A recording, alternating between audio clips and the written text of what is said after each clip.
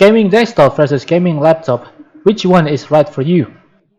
When shopping around for the best gaming hardware for your needs, would a desktop or laptop be best?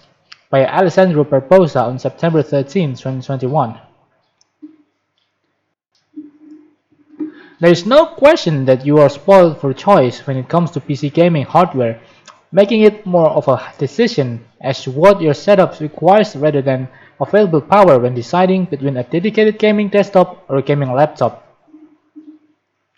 Most of the crucial questions you need to ask yourself haven't changed over the years, but what has is your opinions. There are far more gaming laptops of different types today than there ever has been, complicating the decision slightly if you find yourself in the middle. We've compared gaming desktop versus gaming laptops below. Here's what to consider when shopping for either and what options might be best for your use case and budget.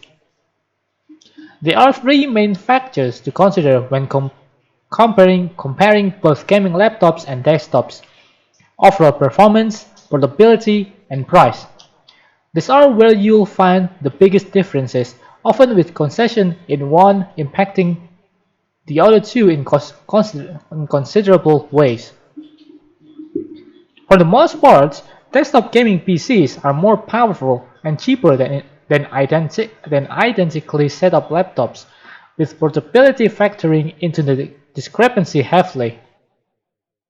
That doesn't mean that the decision is as clear-cut as that, and you'll see how many top-tier gaming laptops deliver some of the best gaming performances out there, while being stellar workstations that you can pop into a backpack without breaking your back. Portability.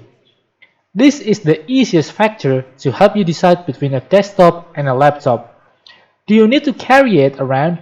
Sure, there are ways to make desktop PCs incredibly small, especially the popularity recently of the Mini ITX chassis and boutique micro builds.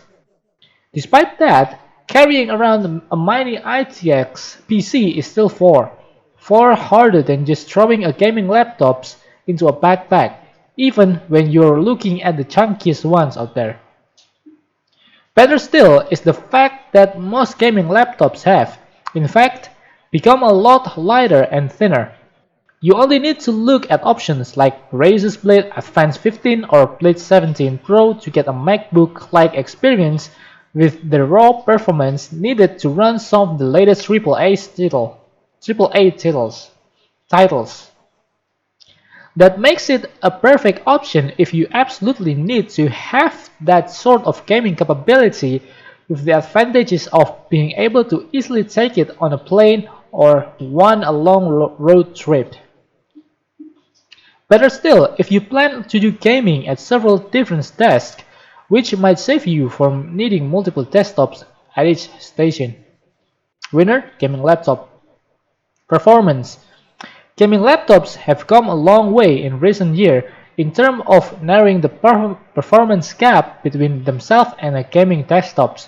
Make no mistakes, a gaming laptop will still not outperform a similarly configured desktop, but the number of options available now, including some laptops offering desktop-grade hardware, is far better.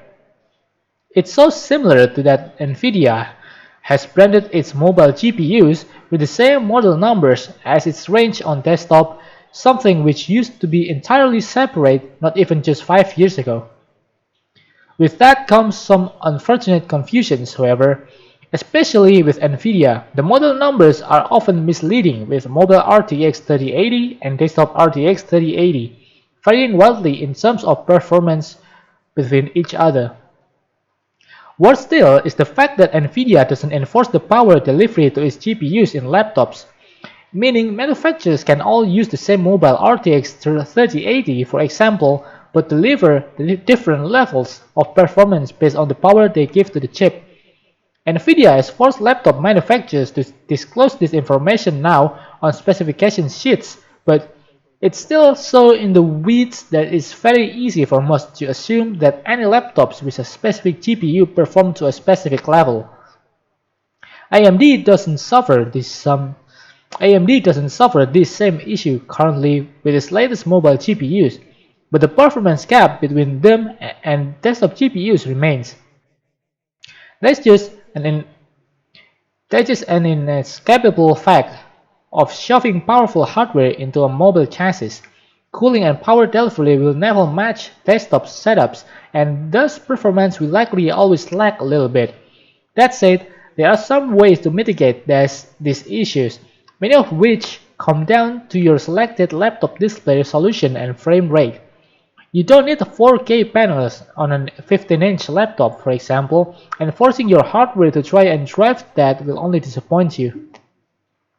You could also invest in external GPU enclosures, which deliver more graphical horsepower over Thunderbolt ports on Intel-based gaming laptops.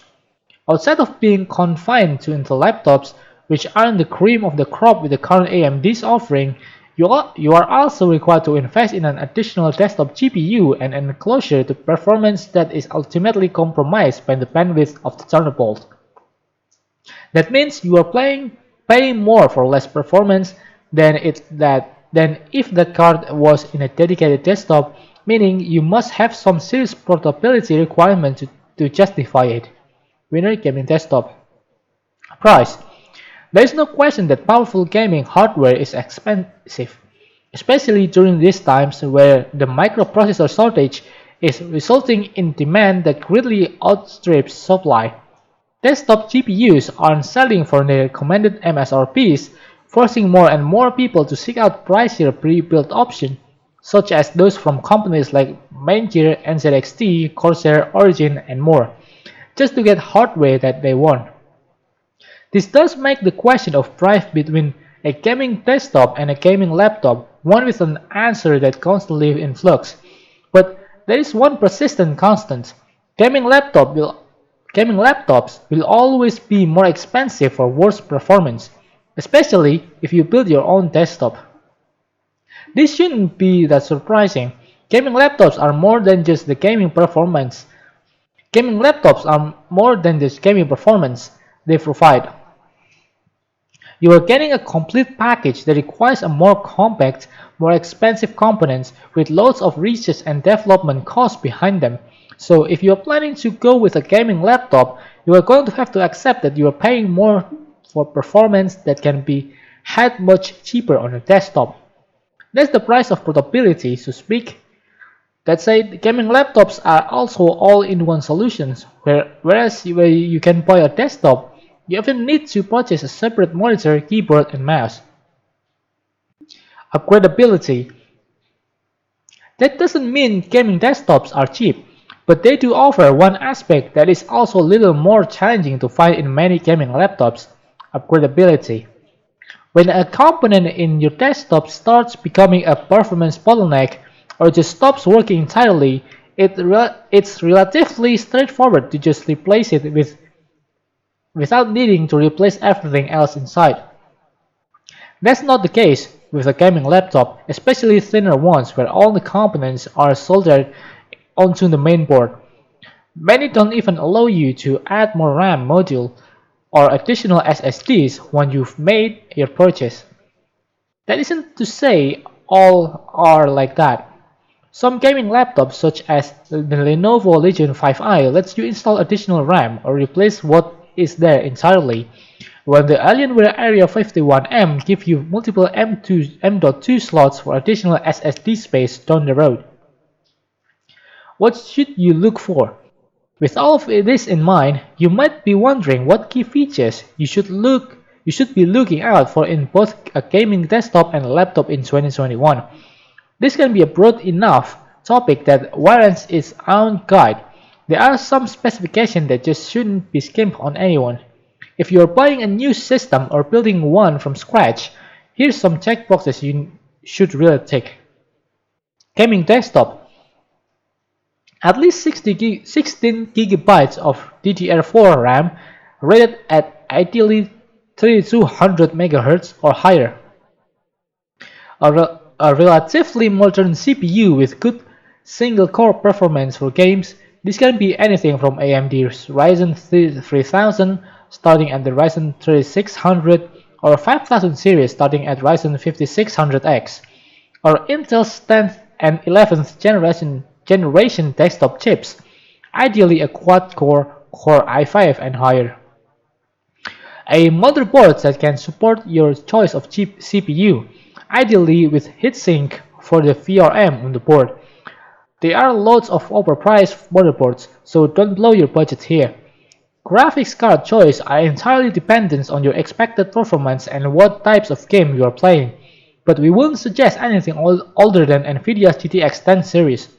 Ideally, you'll want something from the RTX 20 or 30 series, or some of the latest RDNA 2 GPUs from AMD, such as the RX 6600 XT or RX 6700 XT, for the best entry points.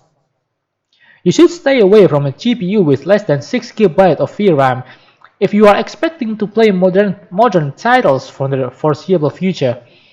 A power supply with 80 plus gold rating for reliability and efficiency, and at least 500 watts or higher depending on your component choices. A well-ventilated chassis with a straightforward build experience. Brands like Crosshair, Fractal Design, Lianli, Fantex, and Cooler Master are great choices here with a variety of options at many price points.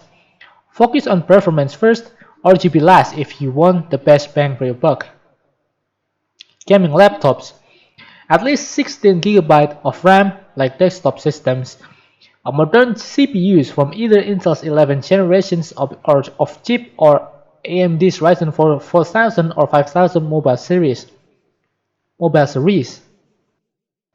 A dedicated GPU from Nvidia's latest RTX range, including the RTX 20 or 30 series. It is important too to make sure that your GPU is supplied with enough power. The more powerful Max P version will likely ship with a power supply of 280 watt or more, while less powerful Max Q version will ship with 230 watt power supplies typically. Although tempting, it's advisable to stay away from 4K gaming laptops as it will needlessly stress your hardware and battery. Higher refresh rate display and 4040p option are better choices, ensuring that the laptop balances a slim design with effective cooling to prevent your hardware from thermal throttling.